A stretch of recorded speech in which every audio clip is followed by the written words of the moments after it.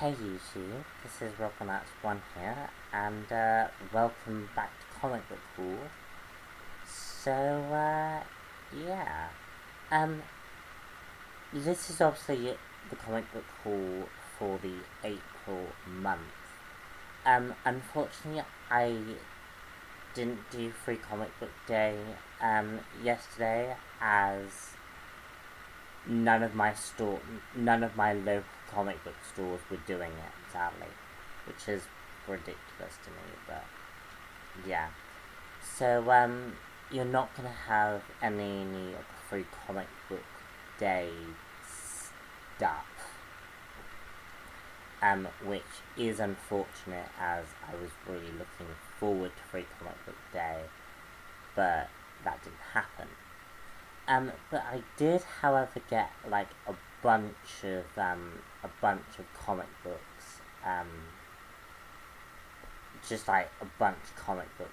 So let's see what I got. Obviously, because of the Avengers movie, I got Earth's Mightiest Heroes Avengers Red Zone Part 1. Part 2.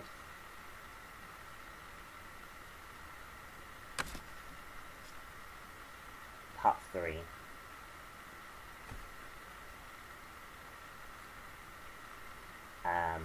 Part 4. Oops. Part 4. Part 5.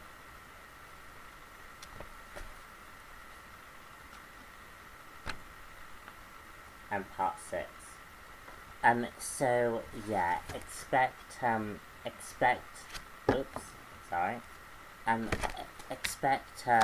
that this pile to be reviewed very soon,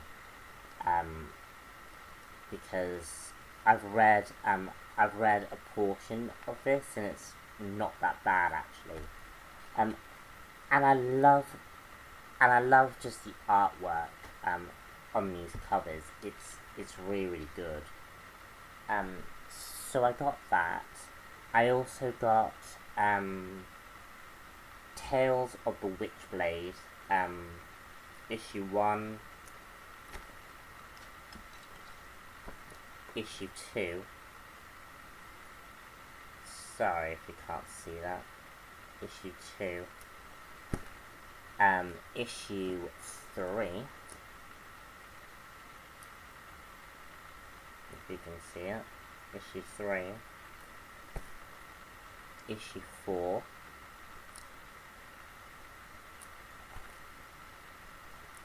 And issue 5.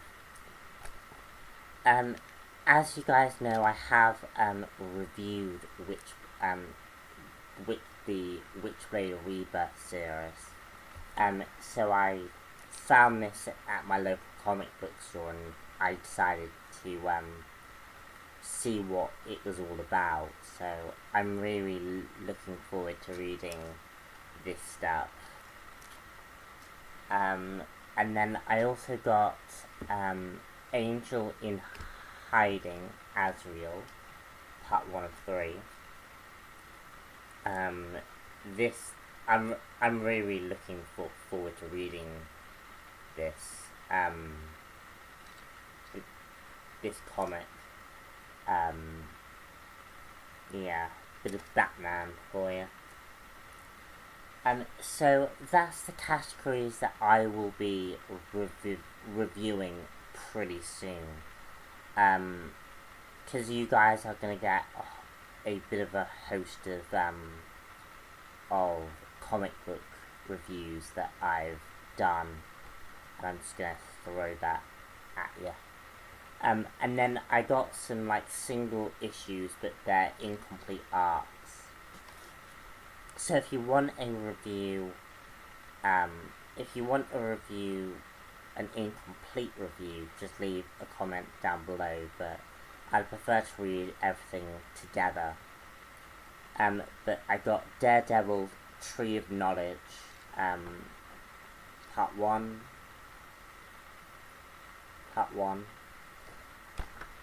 Part 2, Part 3, Part 5, and then randomly the finale. And then I also got this new Universal comic, which basically is all about the Marvel multiverse. And I decided to pick this up just out of curiosity, so yeah, I'm looking forward to reading that. So that is the pile that I got for this month. So now we'll get on to the actual reviews themselves. So from what I didn't enjoy to what I enjoyed the most, we'll start with Thor issue 7. Now, I did enjoy this comic. I'm not saying that I didn't enjoy it. However,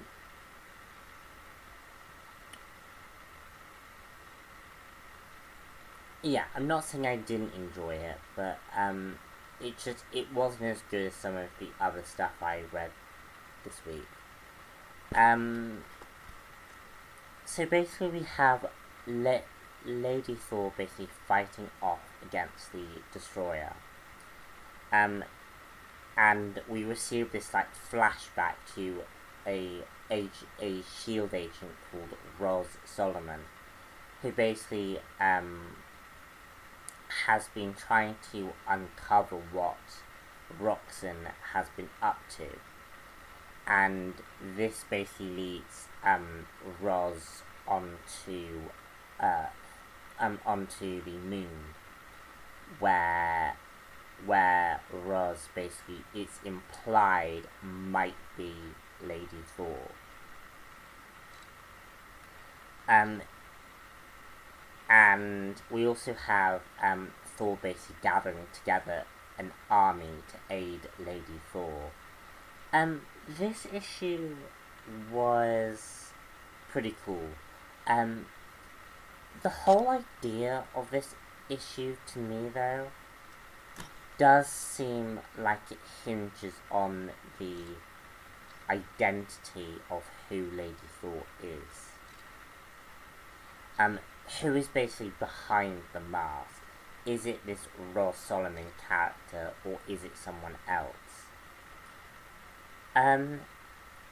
It is again strongly implied that it is Roz Solomon, but at the moment we just don't know. So sorry about that, my computer cut me off. Yeah, so at the moment we just don't know if it is Roz Solomon or not.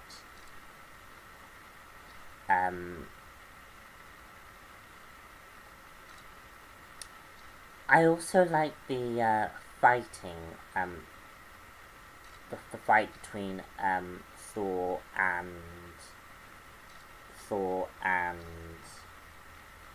the Destroyer.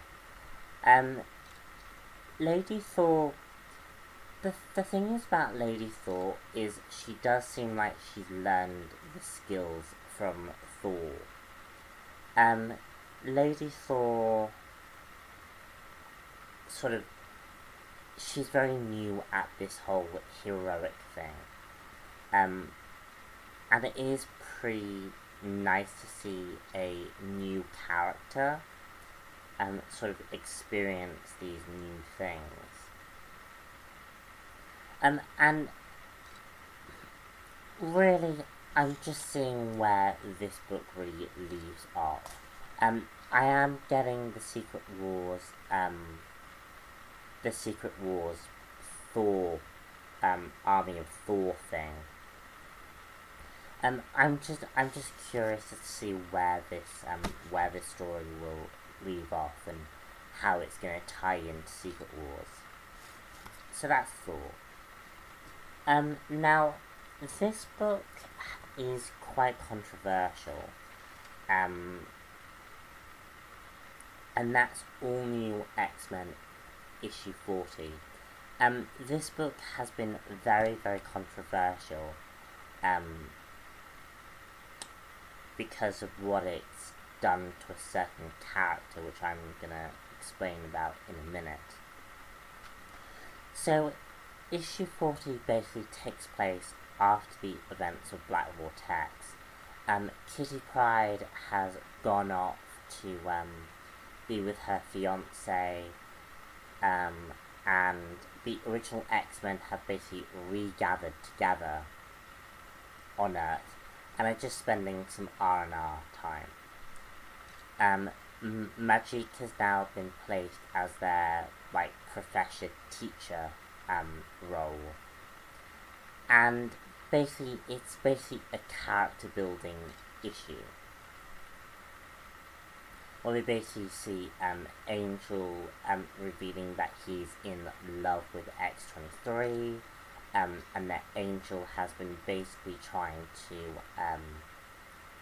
deviate away from his older self. And then we get Jean finding out that Iceman is gay. Whilst meanwhile we have this team of mutants being formed. Let's start out with this team of mutants. I'm very, very surprised that Bendis is starting a new storyline. I thought he was ending his run, and it seems a bit weird to start a new storyline, considering that Secret Wars is literally this month.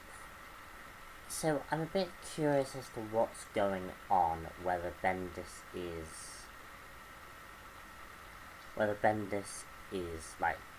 continuing on his storyline, whether the storyline is just going to end abruptly. And I am very, very curious about what's going on.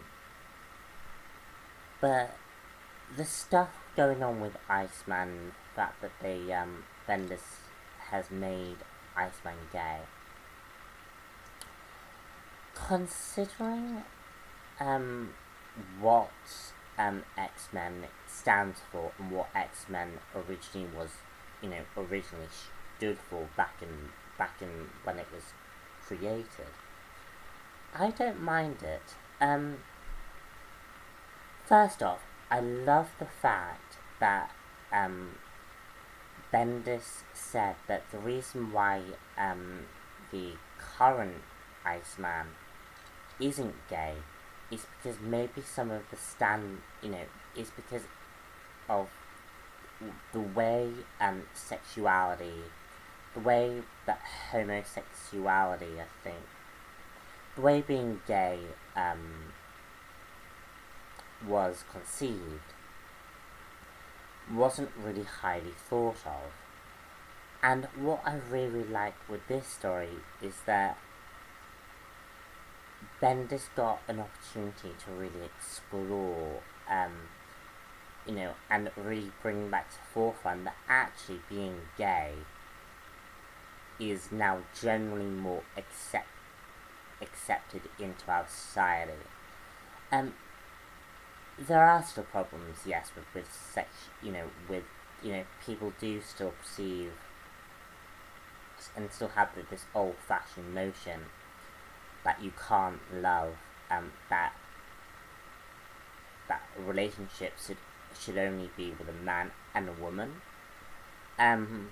But I love the fact that Bendis has given an original X-Men, no less, a chance to actually explore what he really should have been. As someone who is bi, I am bi. I like guys and girls. I love the fact that Iceman has been represented for this, and Iceman's kind of cute, in a weird way. And my only one problem is with this, and I know I'm spending a lot of time on this, but it is an important issue. The one thing I didn't like was I didn't like the fact that Jean Grey pried. Jean Grey pried into, Iceman's business, and I didn't like that. I had a huge problem because Jean Grey basically outed, Iceman kind of unfairly. But, yeah. Other than that, I really like, how Iceman was presented. Really, really, really good issue. But now we get on to the stuff that I really did enjoy. I'm gonna be really talking about these three books together. Because they all basically continue on from one another. And that's basically, Captain Marvel. Oops. That's basically Captain Marvel, Legendary Star-Lord, and Black Vortex Omega.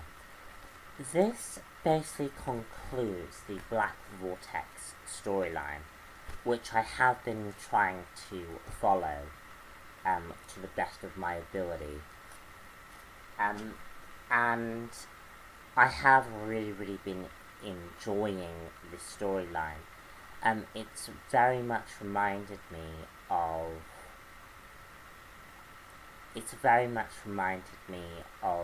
sort of Avengers vs. X-Men. And if you've watched my review for that, you know I love that story. Now, I'm just going to talk about generally, because I'm kind of running out of time a bit here, but what I loved about this story was how the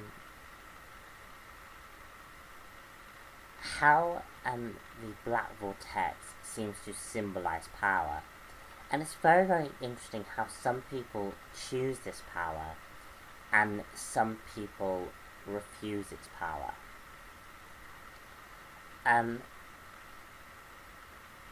For example, Captain Marvel rejects the power, and Star-Lord rejects the power, for both different reasons. And I really liked how Star-Lord rejected the cosmic power because he feared that he would lose Kitty Pryde and sort of revert into his old man, which is a great parallel with his father. I also really liked the stuff going on with Kitty Pryde. I have read Astonishing X-Men. I still need to review Volume 4. But having read the Astonishing X-Men run, it's really interesting to see how Kitty Pryde has grown up. Because Kitty Pryde hates space, because of the events that happened in Astonishing X-Men with Whedon's run. And it was so interesting to see how she transitioned, and how much she's changed as a character. And she fully embraces the cosmic nature of what the Black Vortex offers her. And I just really liked that. And the way that she and Star-Lord really get together, because they're sort of now, they're basically going to get married. I thought that was very, very interesting. I liked how some of the villains are still out there and they're still going to be looking for this Black Vortex, mirror. And I really, really liked this story. It was a really, really compelling story. Now,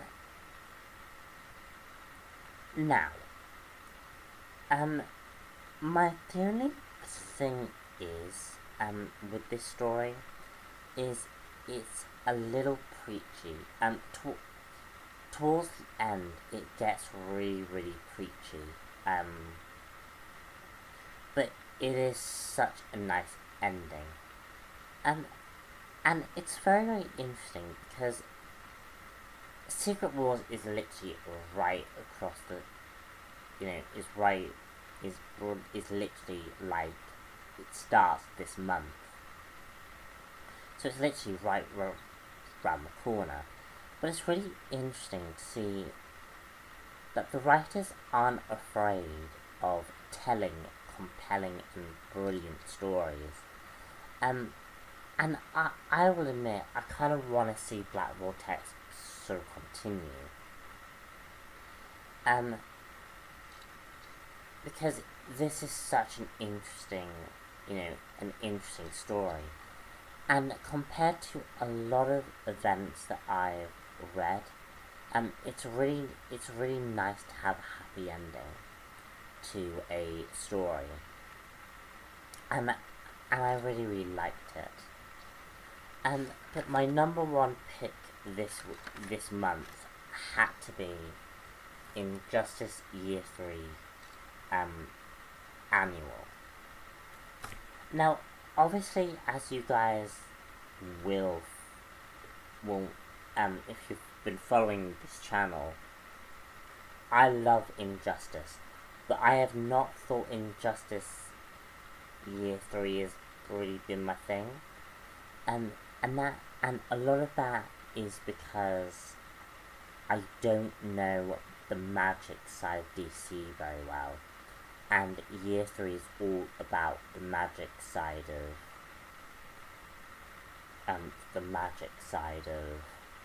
DC.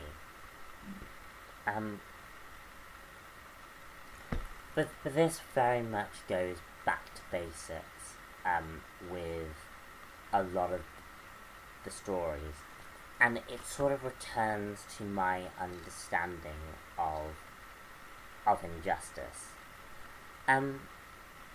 Basically we see a really interesting story going on with Constantine, which is basically the background of why he did what he did in Year 3 and what his plans were, and he wasn't fully siding with Batman, and basically he was basically paving a way so he would be out of the conflict. And it really, really is very interesting because Constantine could have been a soldier that could have potentially have stopped Superman from ruling, but Constantine's selfishness basically prevented that. But there was a really interesting story with the Teen Titans, which basically happens in Injustice Year 1. It happens around that time, and I loved seeing the Teen Titans. Because the parallel between Superman and Superboy was fantastic. I really, really liked that parallel. And I also thought it was interesting the fact that we got to see Tim Drake, and Tim Drake was actually another Robin. And it was really interesting seeing all this pull together.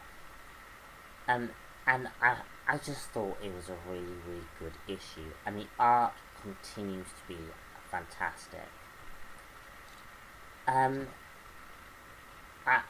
really looking forward to Injustice Year 4, which is obviously going to be the gods and should be the conclusion to Injustice. So I'm really, really looking forward to doing that review. And if you wanna and you don't, and stay tuned for the entire Injustice Year 3 review, because that's coming very, very soon. I'm currently like halfway through reviewing that. So anyway guys, I'm RobinUts1 here. I hope you have enjoyed the reviews, and I will see you next month for more comic book reviews. Bye.